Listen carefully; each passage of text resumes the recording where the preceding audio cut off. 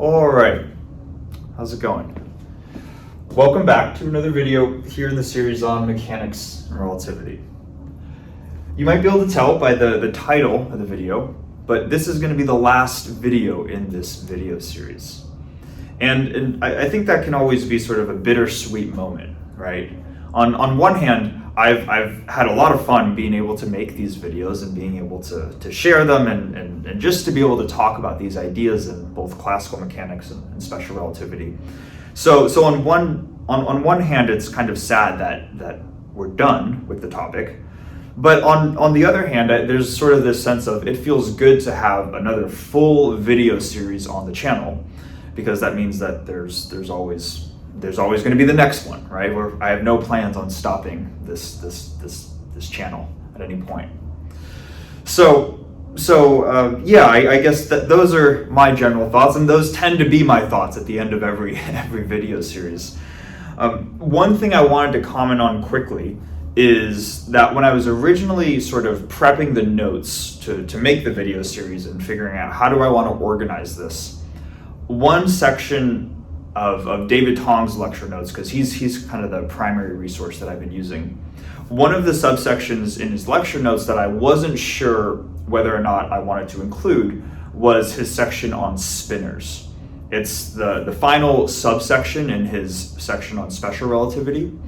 And ultimately I decided against doing it just because it almost feels more like a sneak peek into what can be out there beyond just special relativity. Spinors are definitely important in other areas of physics, and I think he's an amazing writer, so I would highly recommend checking out his lecture notes, because he does a great job of explaining them, at least at a base level, and motivating them. But it's just not something that I would want to cover in this video series. We'll save that for another time. So what that means then is well, what left is there to talk about, right? What are we going to talk about in this video series? And to describe that, I just want to, I guess, quickly go back to what was talked about in the last videos, where we talked about both the idea of proper time as well as forward vectors. So just as a quick reminder, proper time tau, and we really introduced it as a proper time interval, delta tau, is the amount of time, or is time that is experienced by a particle at rest, right? And we tried to make the idea clear that if you had some relativistic particle in general, that particle could either be at rest or it could be moving through space-time. Well, I guess it could be moving through space, excuse me. They're both moving through space-time, but you could either have a particle that's at rest or moving through space. But regardless of if it's at rest or if it's moving at some velocity, you could always find an inertial reference frame that moves with that particle, assuming that it's not accelerating, right? You could always find an inertial frame moving with the particle, and then from the point of view of that moving frame, the particle would appear at rest. Time experienced by that particle in that moving frame is what we would call proper time. And the reason that we have such an emphasis on proper time, why we care about it so much, is that according to its definition, and really how we introduced it, it's defined as a ratio of two things. And the ratio is in the numerator, I guess, this space-time interval, or the invariant interval. And then the denominator is the speed of light. And what's significant about it, right, is that all observers can agree on these two quantities, no matter what inertial frame you're working in. Meaning that, additionally, all observers would be able to agree on this time interval right here. So that was nice, right, because that can develop a consistency in the equations that we construct. And we started to see that a little bit in constructing these things called four vectors.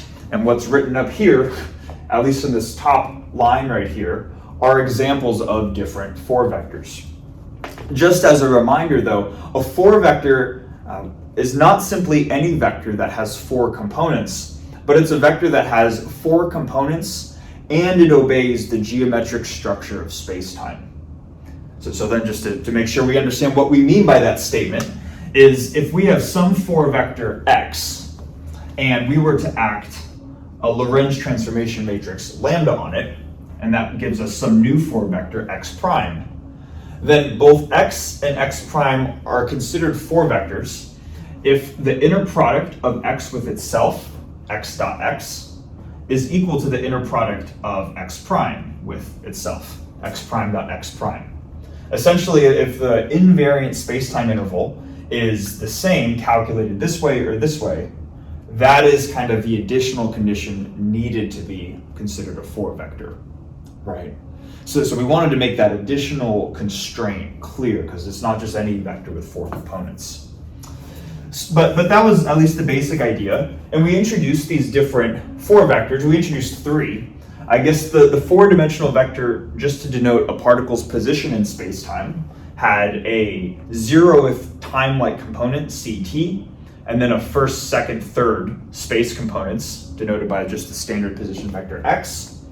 Then we talked about the 4-velocity, u, and the 4-velocity was the tau derivative, the proper time derivative of the 4-position vector.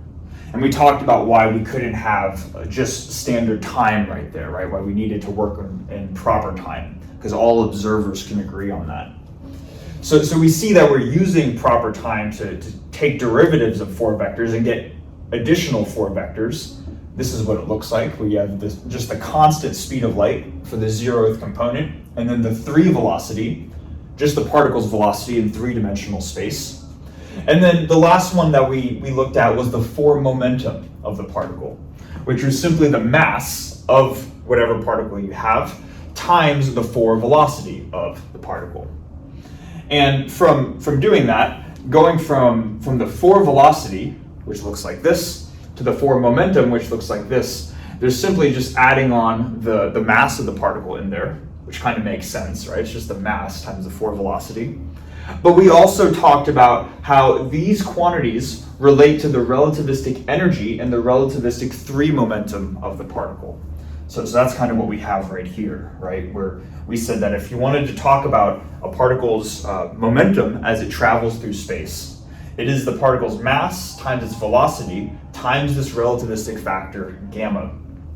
And then same thing for the relativistic energy, right? We said that the relativistic energy was mc squared times a factor of gamma. And this was kind of cool, right? Because this showed us where the famous E equals mc squared equation comes from. Essentially, when gamma equals 1, we have E equals mc squared. And what that tells us is that the letter E in the equation, E equals mc squared, corresponds to the energy of a particle at rest, or the rest mass energy of a particle, right? So this was one expression for the relativistic energy of a particle. And then we also showed that another way of talking about its relativistic energy, or rather the square of that relativistic energy, was through this expression right here, where you have a contribution from the rest mass energy plus a kinetic energy term like this, okay? So that was more or less just a summary of what we did in the last video. To just describe where we're going with this video, my plan is that for the final video, we're just gonna have a relatively laid back video. We're not gonna do anything super intense. And I think as we go through the video, we're gonna see why that's the case, but that's gonna be my vibe, at least with the final one. It's gonna be relatively laid back. But we are going to use these 4 vectors to come up with equations to describe relativistic particles in various scenarios, okay? The first thing that I'm going to do is I'm going to erase the board, and we're going to, I guess, define just one more 4 vector called the 4 force, and we'll talk about it at that point.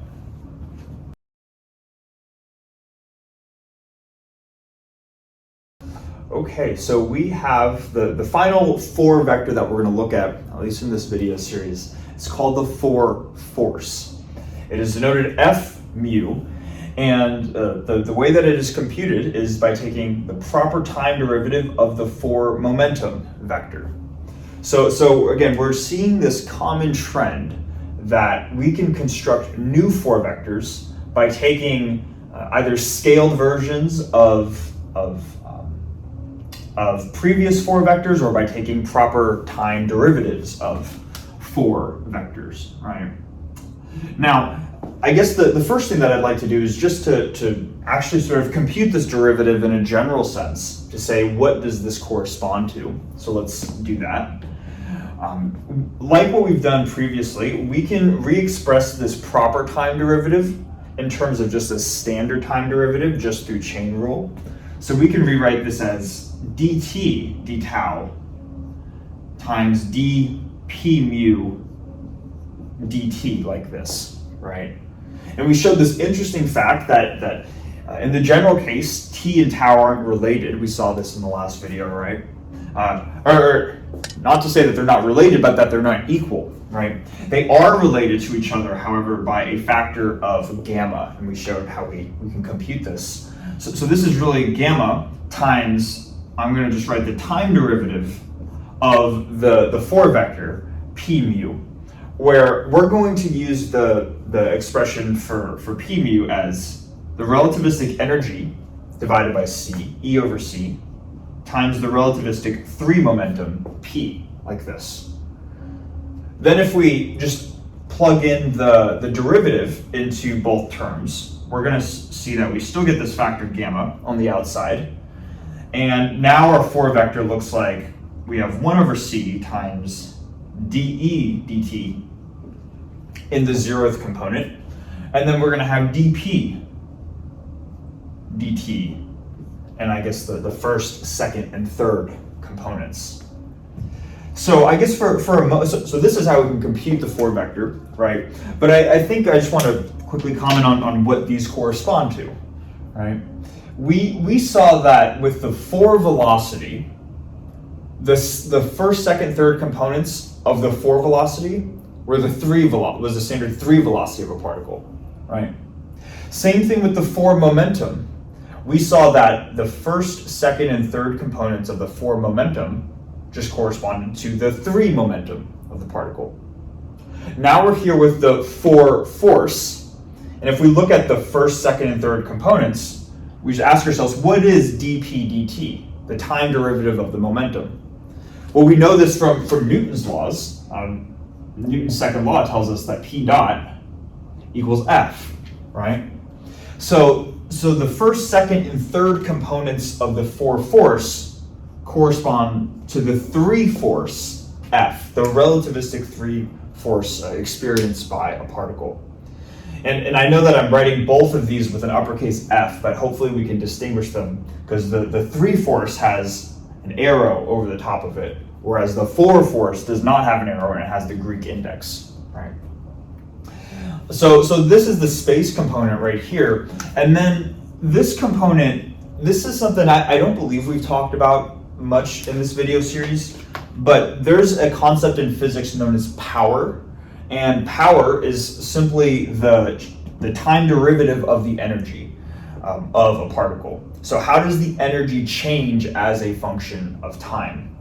And essentially we can think of this conceptually as the power, or I guess the relativistic power delivered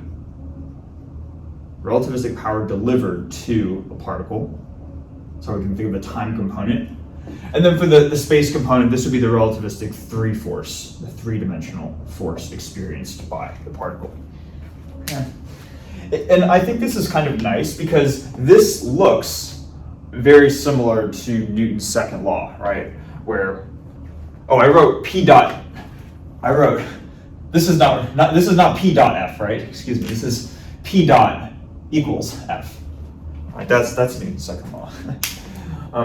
We can see that this expression from just Newtonian mechanics looks very similar to what we have right here. And in the relativistic limit, when gamma goes to 1, when the speed of a particle is much less than the speed of light, it turns out that this ends up equaling, this expression ends up equaling this right here. Newton's laws are essentially encapsulated in this relativistic framework right here, in the case where V is much less than C. Now, so I'll say that because this essentially provides equations of motion for relativistic particles right here. That being said, though, there's almost an asterisk on that statement, that this corresponds to a set of equations of motion for a relativistic particle.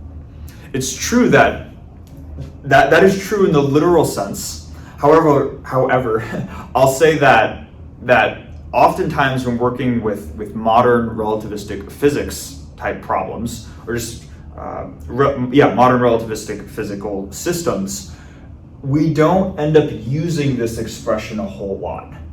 It doesn't show up very much. So, and the reason why is because of things that would be covered in later video series. Eventually, I would like to make another video series on classical mechanics, where we talk not about the Newtonian formalism of classical mechanics, but we talk about these other formalisms like the Lagrangian formalism or the Hamiltonian formalism. Different ways which you can construct equations of motion for a classical particle. And when going through these other formalisms, we see that there is a shift in how equations of motion are constructed. And that shift is important because what we end up seeing is that people don't typically construct equations of motion from forces, at least in the modern sense. This might all just be a lot of words, but let me describe what I mean. In standard Newton's second law right here, right, where we're saying the time derivative of the momentum is equal to the force, what we're really saying is that the time derivative of the momentum is equal to the net external force, where you can compute this F term right here by just finding a bunch of external forces on a particle, adding them all up together, and then set that equal to the time derivative of the momentum. That is the process in which you obtain this equation of motion right here, right? When you start to go to these other formalisms, like the Lagrangian formalism and the Hamiltonian formalism, you do not just, it's not a process of collecting all these different forces and adding them up together to get this net external force. That is not how you go about obtaining equations of motion. I don't want to go off on too much of a tangent here, but if you're interested, I would look up just on Google, the principle of least action. Principle of least action. And then if from that, you'll probably see a term called a Lagrangian from there. There's a fundamental difference that really stems from this principle.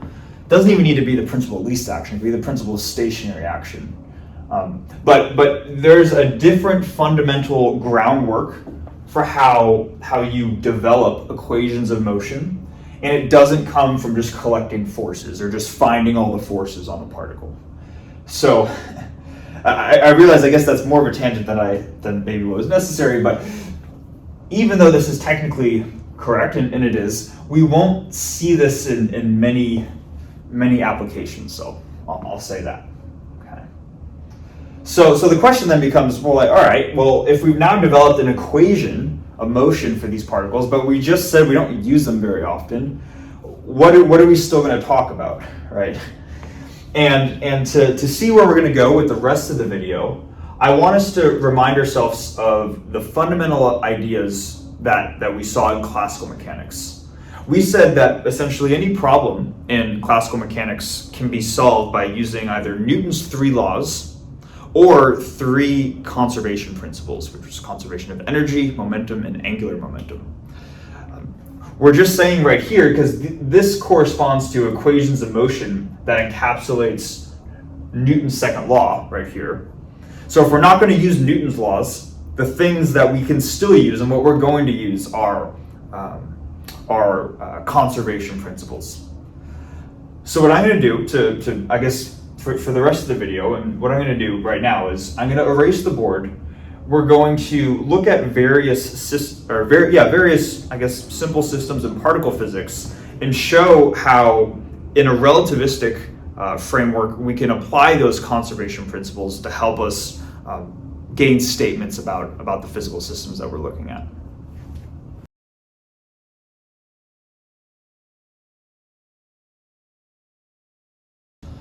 Okay, so the first relativistic physics scenario or system that we're going to look at is an instance of particle decay, where the first sort of before, the initial picture that we're going to have is that we have some particle of mass m1, and then at some later point in time, we notice that that particle has decayed into two separate particles of masses m2 and m3.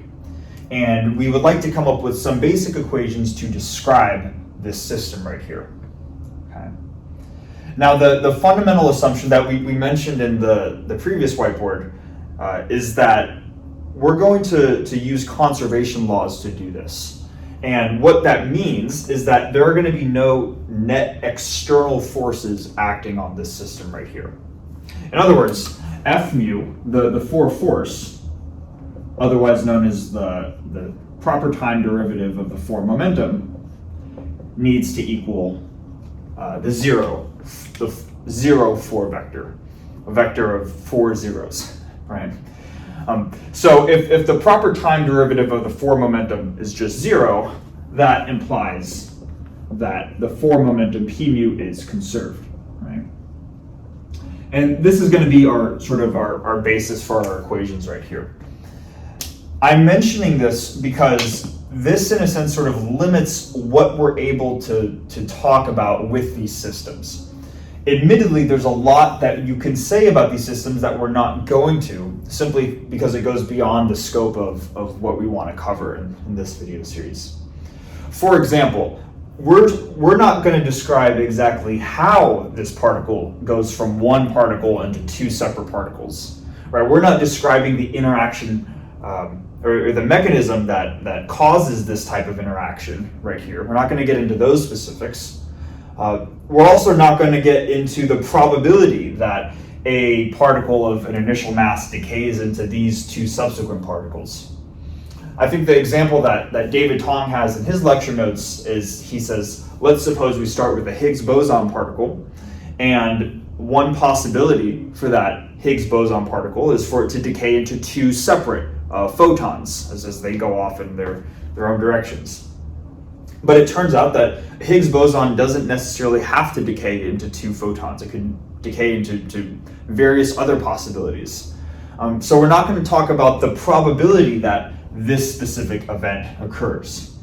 All we're saying is that we noticed at one point in time we have one particle, and now for whatever reason we have two particles.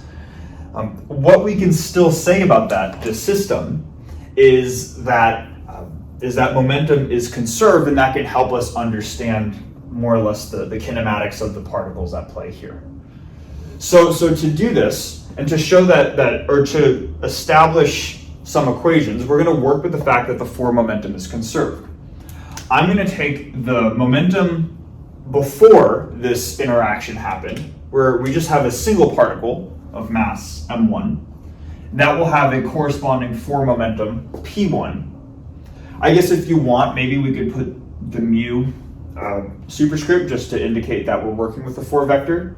But hopefully this will be clear that this is, actually, you know what, let's just do this. Just to be thorough for now. This is the initial form momentum of the system. And then after this decay process has taken place, now we have two separate particles. Each of these particles has their own associated form momentum. So we have a form momentum of particle 2, which you can write p2 mu, plus a form momentum of particle 3, which you can write as p3 mu, like this, right? Now, if we were to be a little bit more explicit and write these out in component form, this would tell us that we have the 0th component is just the energy of this particle divided by the speed of light, right? So we'd have E1 over C, and then we'd have P1 as a vector, where this is the relativistic 3 momentum of this particle. And then same thing with these guys, right? We'd have E2 over C, P2, and then E3 over C, P3, like that.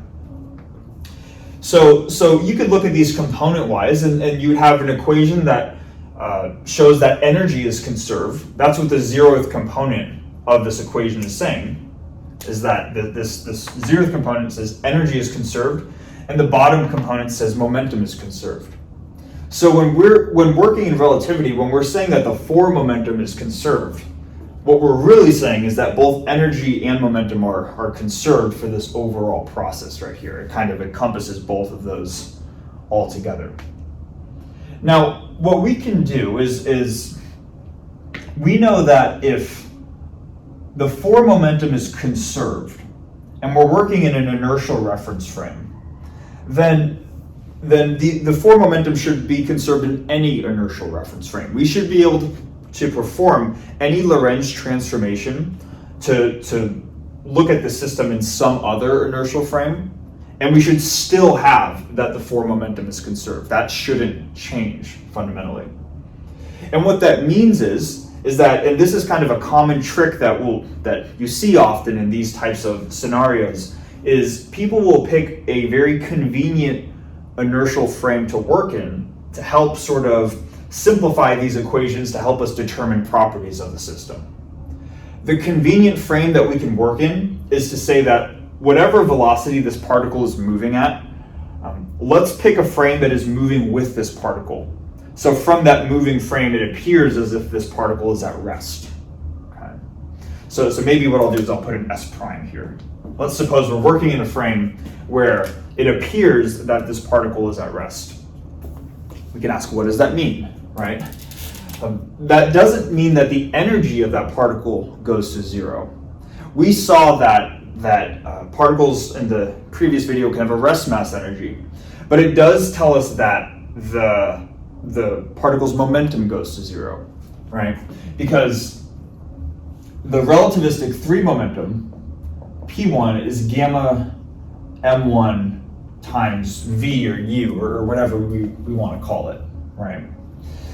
And if it's at rest, this 3 velocity right here goes to 0, so then P1 would just be the 0 vector. So what I'm going to do is I can just write out, maybe I'll do this over here, I can write out an equation for this first, second, and third component of the 4 vector equation. I have P1 being 0 equals P2 plus P3. That's the bottom component of this equation. And for the top equation, I'm going to have E1 over C equals E2 over C plus E3 over C. I can multiply the speed of light through that equation just to get E1 equals E2 plus E3. So maybe I'll write that here. E1 equals E2 plus E3. But again, we said that if we're working in a frame where particle M1 is at rest, that tells us also something about the relativistic energy of the particle. Remember from the previous video, we said that the relativistic energy, E1, is gamma m1 c squared. But if the particle is at rest, V in this expression for gamma goes to 0, therefore causing gamma to be 1, meaning that E1 is just m1 c squared, like this. So going into this equation, we actually have an explicit form for E1 being m1 c squared. And then for E2 and E3, there's not anything immediate that we can say. So we want to be still using the general form for the relativistic energy of these particles. We could use these expressions right here, but another way of describing it is the other form for the relativistic energy, right? Where we said that E squared is, not the square root, but E squared is P squared C squared plus M squared C to the 4th, right? So we're going to use this expression in for E2 and E3, but because this expression is for E squared, to get E2 just by itself, we're going to take the square root of this. So I'm going to have E2 is going to be P2 squared C squared plus M2 squared C to the 4th. This is what I would have for E2 plus the same thing but for E3, right? So we're going to have P3 squared C squared plus M3 squared C to the 4th, like this. So we're saying that in general, the energy of these two particles is going to have both a kinetic energy plus a rest mass energy. That's kind of what we're saying there. Now, in the general case, these particles are going to be moving after the decay process. And it's almost kind of weird to imagine you have a particle that's at rest, and then after it decays, these two particles are also at rest. In the general case, these particles are definitely moving. The reason I'm specifying that is to say that this first term, this p squared c squared term, is going to be non-zero. If they are moving, they will have a non-zero momentum right here. And that's important because that can help us constrain this equation. We know that this right-hand side right here needs to be greater than or equal to the same right-hand side where the kinetic energy terms are equal to zero. Okay, and hopefully that makes sense. Within the sum of these two square roots, the p squared c squared terms can either be zero or they can be greater than zero because they're squared. But in the general case, they're going to be greater than zero. But that's why we're going to have this greater than or equal to sign. This greater than or equals to sign becomes an equality sign when these terms exactly go to zero. So what we end up getting here is the square root of m2 squared c to the fourth plus the square root of m3 squared c to the fourth. Hopefully that makes sense, right? That this sum of square roots is greater than or equal to this sum of square roots right here. The reason why we're writing it out like this, though, is because these two terms can be simplified into saying just m2 c squared plus m3 c squared. Oops. So what we end up having is m1 c squared needs to be greater than or equal to m2 c squared plus m3 c squared.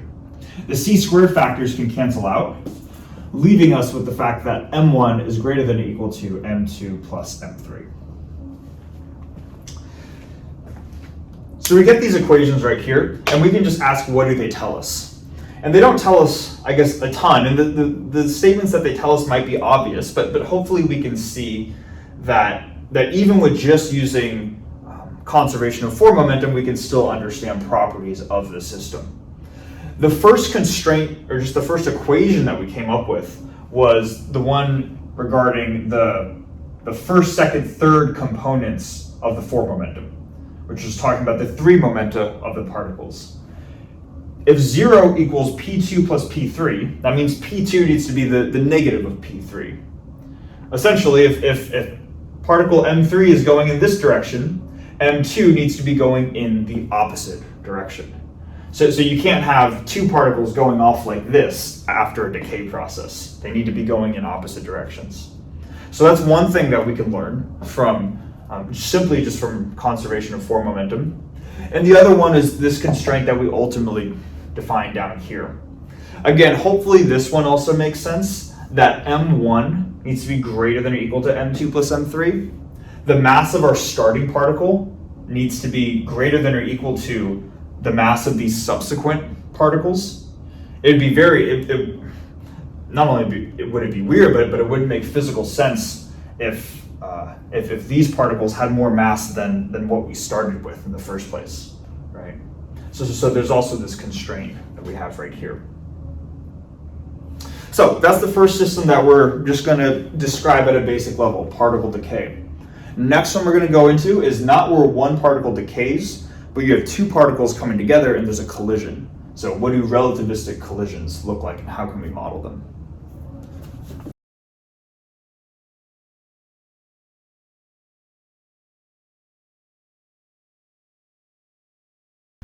Okay, so the next scenario that we're going to take a look at is the scenario where you have two relativistic particles colliding with each other.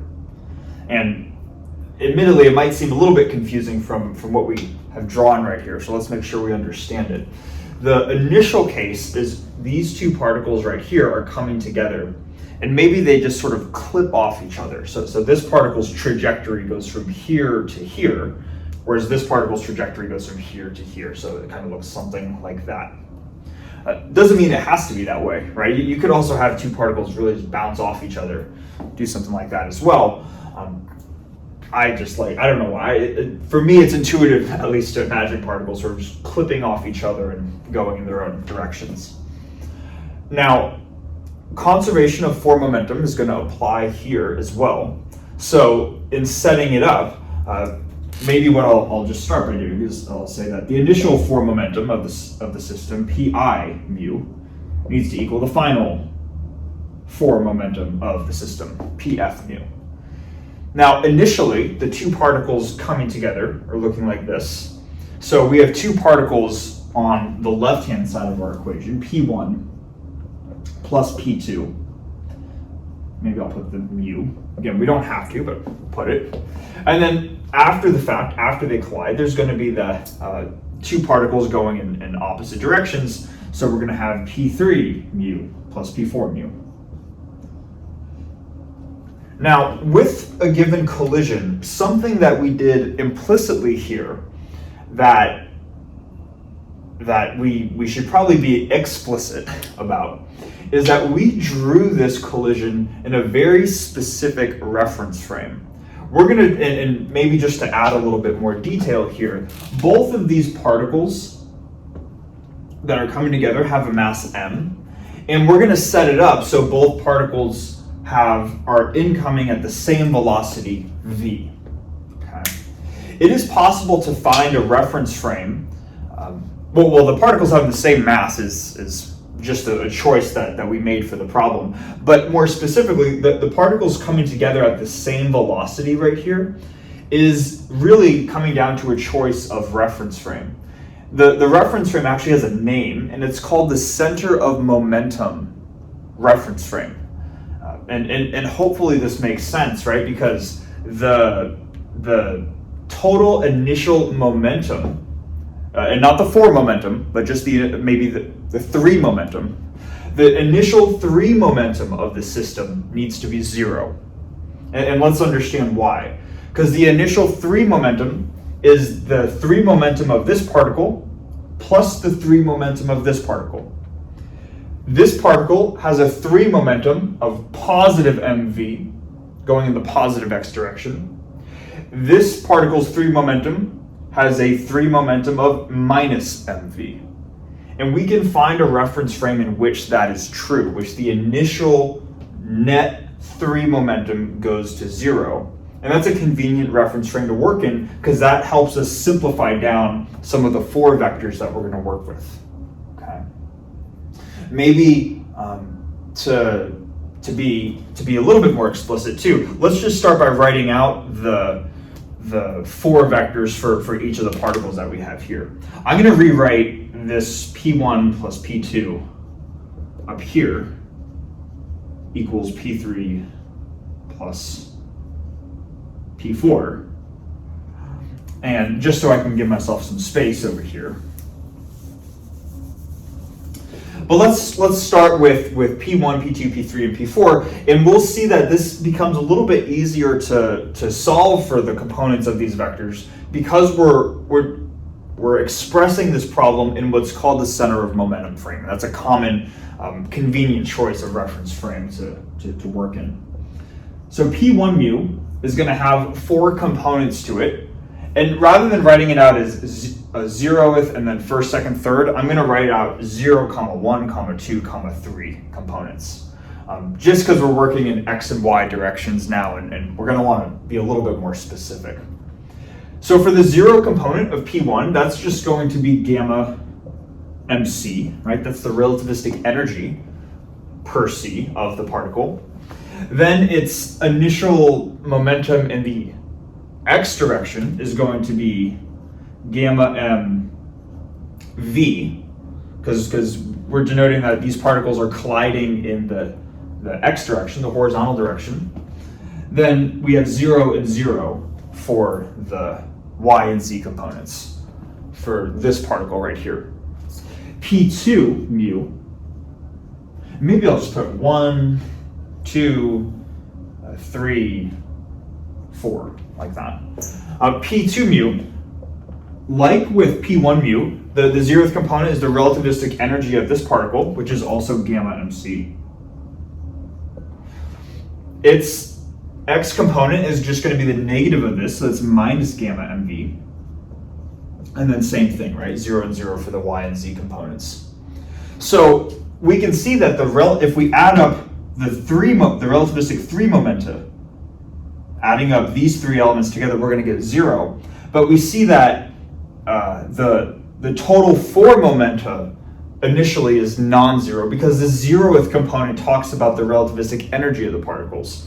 And there's no negative sign difference between these two terms. They're both positive. So when we add those together, we get a non-zero expression.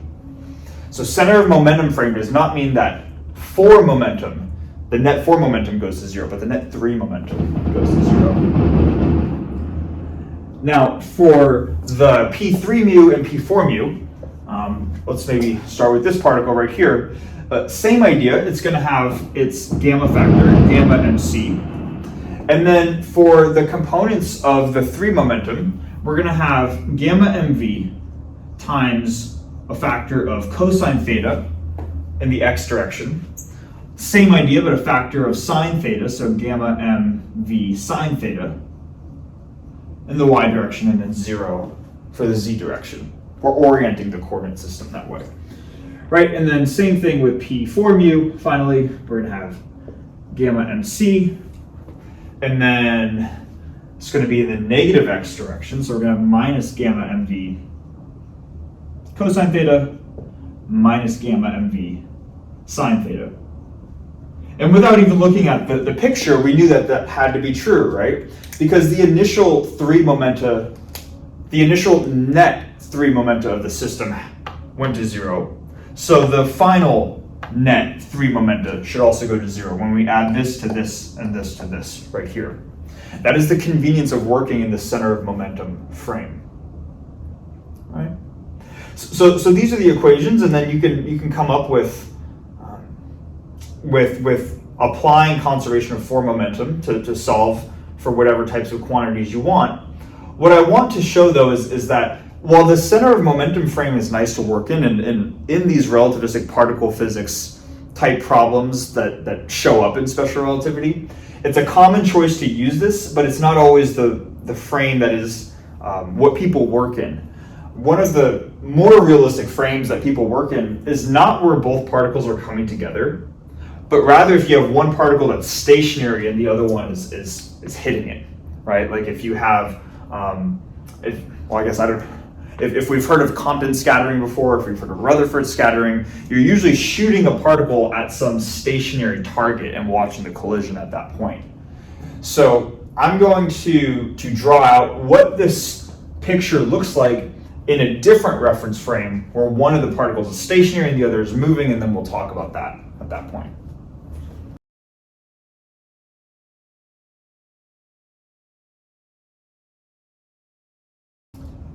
Okay, so what we've drawn here is the same collision as what we have here, but now drawn from just a different reference frame, where now the particle 2 is no longer moving at a negative velocity v in order to have a net 3 momentum, a net initial 3 momentum of 0 for the system, but now particle 2 is at rest and particle 1 is just moving at particle 2.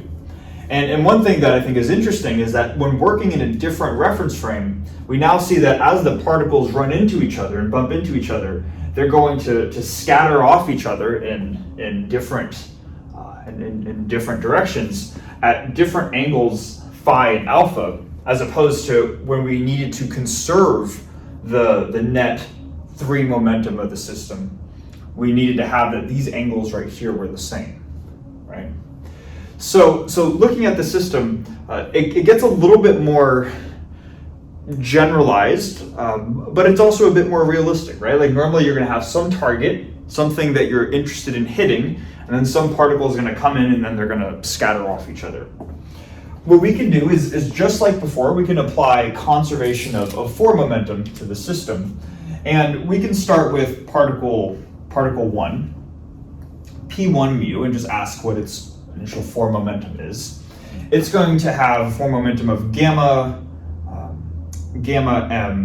mc, comma, and then we would need to specify the three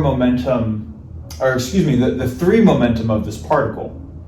Now over on this side of the board, we described the three momentum, its x component is gamma mv, right?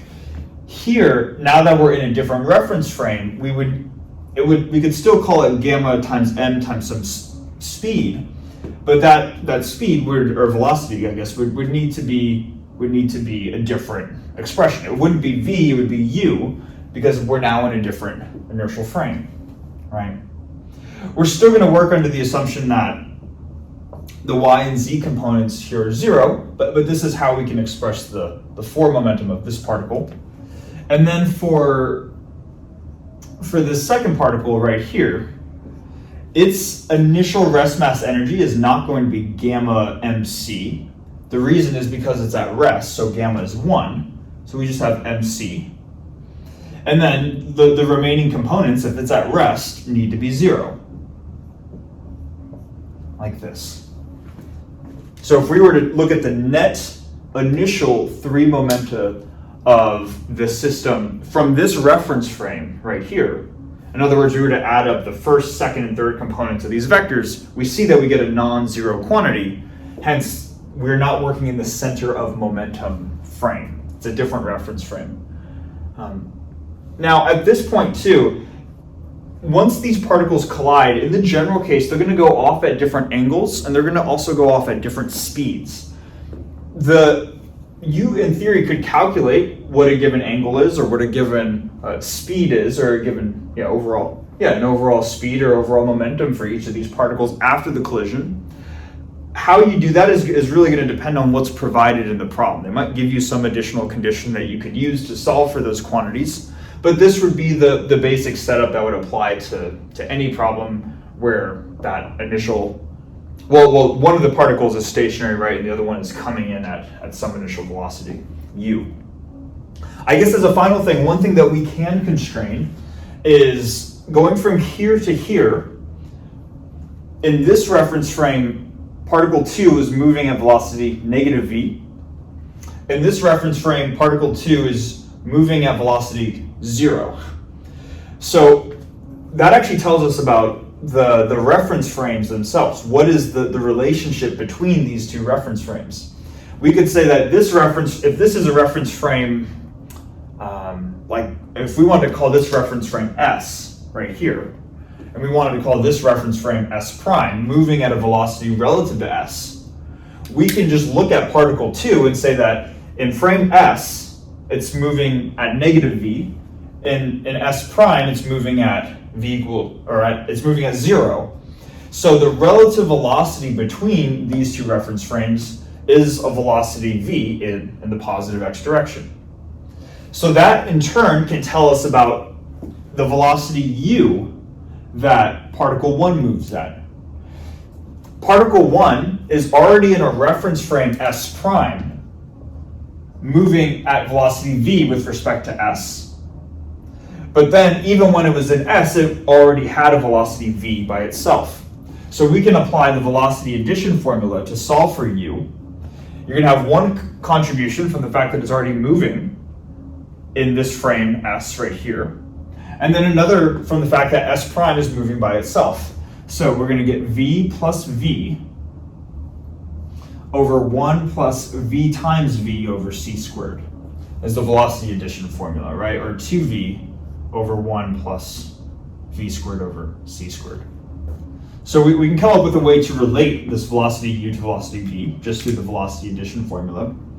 But that also has consequences too, right? Because if this is the velocity that particle 1 is moving at, we need to incorporate that into the equations that we have. So what David Tong does in his lecture notes, and I think is a good idea, is he'll put a subscript to denote what velocity is going into that relativistic factor, right? So gamma of u is 1 over square root of 1 minus u squared over c squared, whereas gamma of v is 1 over square root of 1 minus v squared over c squared.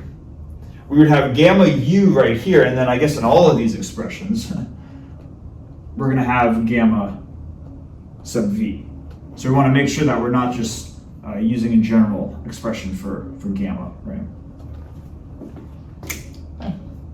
But yeah, this is the basic idea for how you could set up conservation of form momentum and then solve for whatever types of equations that, or whatever types of quantities that you want to, using this as your setup.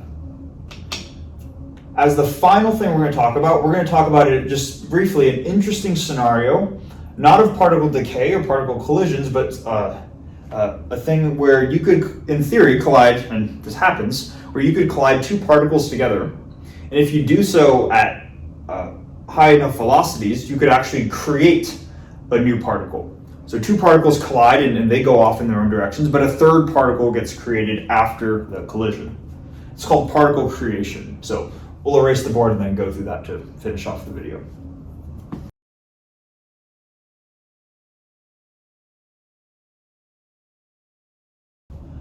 Okay, so for the final case, we're going to look at this interesting scenario where we have two particles coming together. And maybe let me just say, let's just assume for simplicity that both particles have a mass of m. Both particles are coming together, and if we're working in the center of momentum frame, they're going to come together at the same velocity v if they have the same mass m. And they can collide, and in theory, if they collide fast enough, they can produce a new particle from the collision. So, and this is what happens at CERN and these other large particle accelerators, right? They're really just accelerating particles to speeds that are very close to the speed of light, and then when they collide, you see what you get out of the collision, and sometimes what you get out of that collision is a new particle. So what we can do, without getting into any of the specifics of what type of particle we're working with and anything that would require additional knowledge, we can talk, or at least put a constraint on what speed would be needed in order to produce a new particle of mass, and I'll call it maybe big M. If these have particles little m, what's a new particle of mass big M? What speed would be needed? So what we can do is just apply conservation of form momentum like we've done previously. And our initial form momentum before the collision occurs is going to be the form momentum of particle 1 plus the form momentum of particle 2, sum of these two terms. I can write out the form momentum of particle 1 as having gamma mc, comma 0, comma 0, comma 0, where gamma, maybe I'll even put a subscript v if we want to be thorough, right? Because it's coming in at velocity v from this reference frame. Not 0, excuse me, not 0, comma 0, comma 0. Its initial momentum is going to be gamma mv, right? In the x direction, that's going to be 0. And then the y and z components we can assume to be 0. Excuse me. So this is P1 mu, and then for P2 mu, P2 mu, that's the initial form momentum of this particle, which is also going to be gamma mc, comma, and then same initial 3 momentum, but in the opposite direction, right? So we're going to have negative gamma mv, comma 0, comma 0, like this, right? And naturally, if we're working in the center of momentum frame, this frame that's very convenient to work in, we see that if we add up the first, second, and third components, that we get 0 for the net initial 3 momentum. So this can be added together, right, giving us 2 gamma mc, comma 0, comma 0, comma 0. And I was getting a little ahead of myself, but that's the line that we're getting to, right? This is the net initial form momentum of the system. Now, what happens after? So they've collided. What's happening after the fact? Well, these particles are going to collide, and it's not like these particles just magically disappear. These particles still exist after the collision. So we're going to have P3 mu plus P4 mu, where maybe P3 mu corresponds to this particle after the collision, and P4 mu is this particle after the collision. But then, in the case of particle creation, there is yet a new particle, which we're going to call P5 mu, like this. And at this point, it's difficult to put a lot of constraints on, or just to get more specific about how to express the sum of these three terms right here without knowing more about the particles and taking into additional effects that are going beyond what we're doing in this video series. But we do know, what we can say is that form momentum is conserved, and this is the initial form momentum of the system. So whatever the final form momentum is, it needs to equal this, right? Now, what I'm going to do is I'm going to write out the form momentum for any of these subsequent particles using this expression right here, right? Where we have E over C for the 0th component and P for the first, second, and third components. If I do that, I'm going to have, for the sum of these, I'm going to have E3 over C plus E4 over C plus E5 over C. That's my 0th component. And then I could write out P3 plus P4 plus P5, but we know that that sum needs to equal exactly 0. So I'm just going to write the 0th vector like that. Okay? Or actually, maybe let's just go 0, 0, 0.